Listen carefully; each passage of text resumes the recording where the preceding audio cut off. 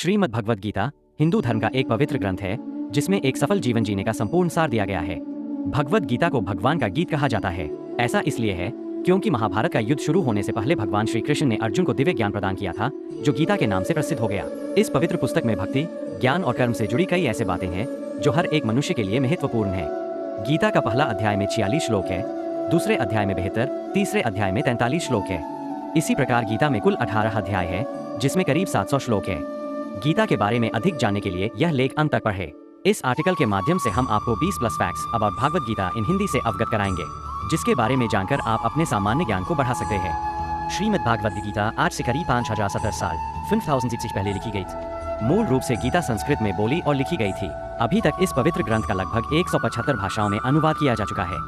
श्रीमद् भगवद गीता में 18 अध्याय है और इसमें करीब 700 श्लोक है, जिसमें श्री कृष्ण द्वारा 574, अर्जुन द्वारा 85, संजय द्वारा 40 और धृतराष्ट्र द्वारा 1 श्लोक कहा गया है।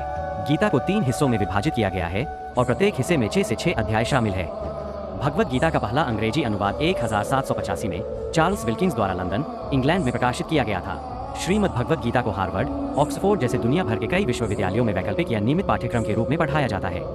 शास्त्रों में उल्लेखित किया गया है कि भगवान कृष्ण ने एकादशी तिथि, संभवतः रविवार, अर्जुन को गीता का ज्ञान दिया था।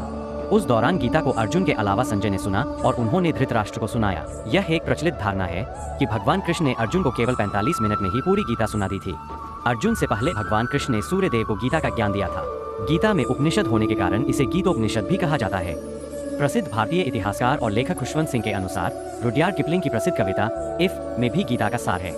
गीता के अनुसार जो चीजें दिखाई देती है उनका वास्तव में कोई अस्तित्व नहीं है, लेकिन जो चीजें दिखाई नहीं देती उनका सच में अस्तित्व होता है। अल्बर्ट आइंस्टीन ने अपने जीवन के आखिरी दिनों में गीता का नियमित रूप से पाठ किया था। महर्षि अंगिरस श्री कृष्ण के गुरु थे।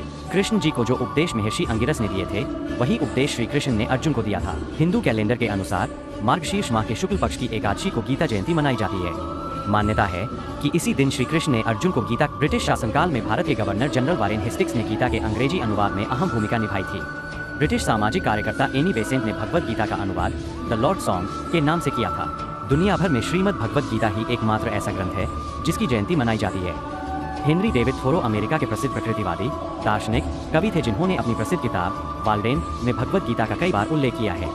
दुनिया की सबसे छोटी गीता की कुल लंबाई 2.5 सेंटीमीटर और चौड़ाई 0.2 सेमी है। गीता एक प्रसिद्ध ग्रंथ है जिसमें जीवन का पूर्ण सार है। ऐसी और कई सारी जानकारी के लिए हमें सब्सक्राइब करें तथा हमारी वीडियो को लाइक करें। धन्यवाद।